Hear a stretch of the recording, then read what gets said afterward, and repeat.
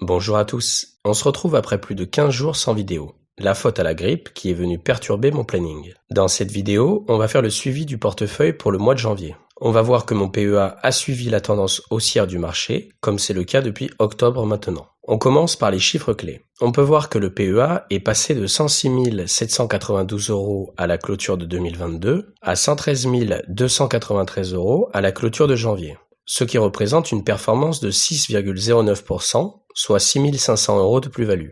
On voit que je n'ai procédé à aucun apport pour ce premier mois de l'année. Mes liquidités s'élèvent à un peu plus de 26 000 €, soit un montant quasi identique au mois de décembre. J'ai réalisé 13 passages d'ordre pour une plus-value totale de 2 229 € et j'ai perçu 102 € de dividendes. On voit également que mon portefeuille s'est allégé de 5 lignes.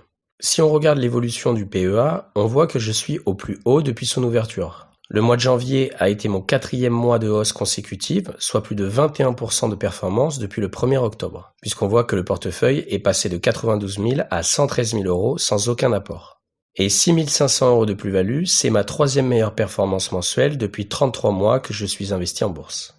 La plus-value totale du portefeuille s'élève à 38 293 €, soit 51% de performance. Je précise que j'ai retracé les apports pour calculer cette performance. Comme c'était déjà le cas le mois dernier, mes liquidités sont à leur sommet puisqu'elles représentent 23% du portefeuille.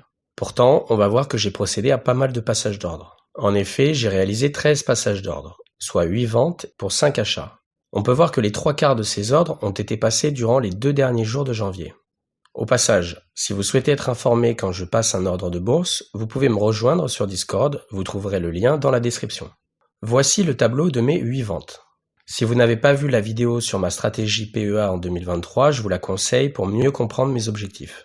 Vous savez que l'une de mes priorités était d'alléger mon nombre de lignes. À propos de ces 8 ventes, seul Vicat n'est pas une clôture de ligne. Concernant les entreprises Ipsos, Prosus, Inditex et Thales, il ne me restait que des reliquats de lignes, c'est-à-dire que j'avais déjà procédé à une vente partielle de ces entreprises. Elles représentaient donc un pourcentage faible dans mon portefeuille. De plus, j'ai estimé que les potentielles hausses sur ces titres, au moins à court terme, seraient limitées. C'est pourquoi j'ai préféré clôturer ces 4 lignes. Je mets donc fin à mon aventure Ipsos que j'avais acheté durant le premier confinement et qui m'offre une performance sur ce reliquat de 237%. Je clôture ma ligne Prosus après 81% de performance. Inditex a déjà fait une bonne partie du chemin pour retrouver ses plus hauts, c'est pourquoi j'ai préféré sortir après 41% de performance. Et pour Thales, j'ai vendu le titre à 121 €, soit 100% de performance. Pour résumer, on va dire que j'ai préféré prendre mes profits sur ces entreprises qui étaient devenues mineures dans mon portefeuille.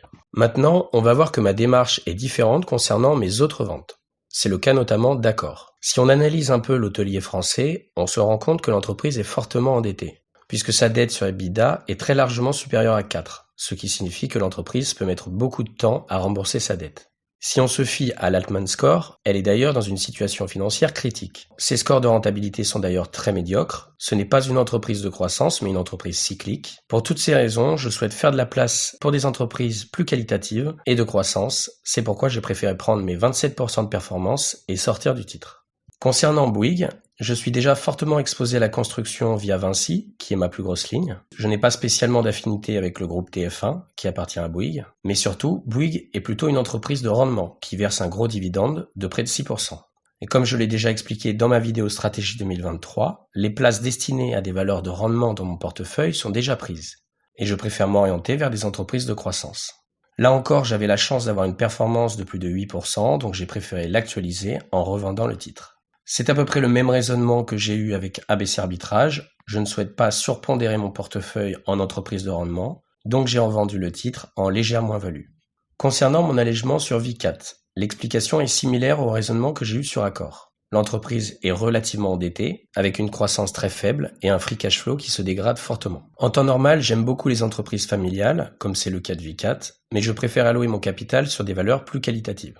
C'est pourquoi j'ai préféré alléger ma position de moitié, quitte à encaisser une moins-value, pour réduire mon exposition au titre. Évidemment, quand je serai de nouveau positif sur le titre, de préférence à hauteur de la moins-value que je viens d'encaisser, je clôturerai ma ligne Vicat. Toutes ces ventes m'ont permis d'alléger mon PEA de 7 lignes et de bénéficier d'une plus-value totale supérieure à 2 000 €. Maintenant, on va voir le détail de mes achats. Alors au mois de janvier, j'ai réalisé 5 achats. 2 d'entre eux sont des acquisitions d'entreprises, donc c'est le cas de Dassault Systèmes et Eurofins Scientifique, que je ne possédais pas en portefeuille. Et les 3 autres achats, Ruby, HelloFresh et Danone, sont des renforcements.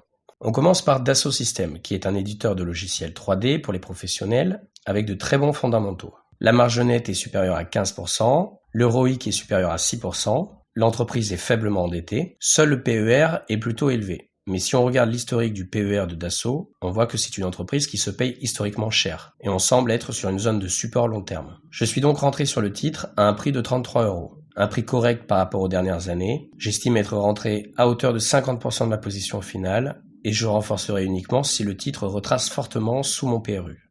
Pour Eurofins Scientifique, cela vient d'une volonté d'être plus exposé au secteur de la santé. C'est une entreprise avec un retour sur capitaux investis proche des 10%, ce qui est excellent. Le free cash flow est en forte augmentation, de 71% sur ces 3 dernières années, certainement aidé par la crise du Covid, mais l'entreprise n'a jamais eu autant de cash. Le payout ratio n'est que de 30%, ce qui veut dire que l'entreprise privilégie la croissance et ne reverse qu'un faible dividende. Je suis rentré à 65 €, soit un PER de 19, ce qui est proche de son plus bas de ces 10 dernières années, qui était de 15. Je pense renforcer de 50% si le titre chute à nouveau. Ensuite, j'ai renforcé l'entreprise allemande HelloFresh, qui est une entreprise de croissance dont j'aime beaucoup le concept de plat à préparer.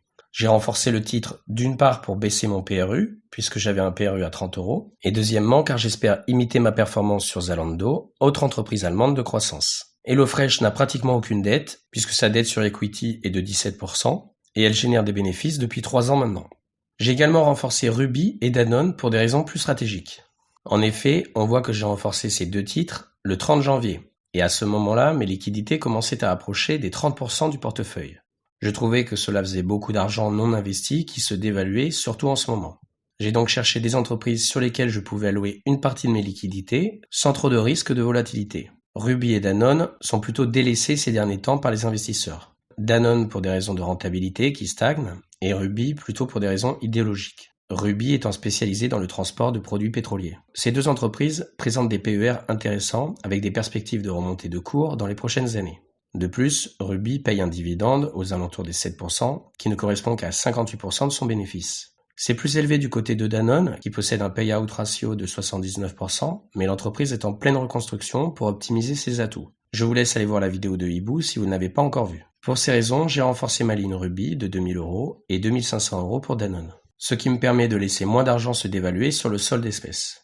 Pour ces mêmes raisons, je ne suis pas pressé de faire mon apport annuel de 5000 €, déjà car je n'en ai pas besoin au vu de mes liquidités, mais surtout, étant donné que le solde d'espèces de Bourse Directe ne produit aucun rendement, autant laisser cet argent le plus longtemps possible sur un livret A à 3%. Maintenant, si je compare ma performance de janvier au CAC 40, on a vu que mon portefeuille a eu une performance de 6%. Ce qui signifie que j'ai sous-performé le marché d'1%, puisque le CAC a fait 7%. J'ai lu beaucoup de commentaires de personnes qui ne comprenaient pas pourquoi je n'achetais pas un ETF CAC 40. Je le ferai peut-être plus tard, mais je vous rappelle que c'est d'abord une passion pour moi d'investir en bourse, et si j'achète le CAC, j'aurai une approche passive, et ce n'est pas ce que je souhaite pour le moment. On finit avec les dividendes. J'ai touché 2 dividendes au mois de janvier, 71 € de la part de Total et 30 € de la part de Bonduelle, soit un total de 102 €. Au mois de février, je ne toucherai aucun dividende. Je vous rappelle que pour atteindre mon objectif d'un PEA valorisé à 240 000 € dans 10 ans, je dois viser un portefeuille à 120 000 € pour la fin de 2023. Sachant que je dois faire 5 000 € d'apport cette année, cela ferait un portefeuille à 118 000 € de valorisation, donc on n'est plus très loin. Mais il reste encore 11 mois et malheureusement, le marché ne va pas prendre 7% tous les mois. En tout cas, je remarque que vous êtes de plus en plus nombreux à vous abonner, puisqu'on a dépassé les 2000 abonnés récemment. Ça me fait évidemment très plaisir. Vous pouvez me rejoindre dans le Discord, vous trouverez le lien en description. Merci d'avoir regardé jusqu'ici, on se retrouve très vite pour d'autres vidéos. À bientôt.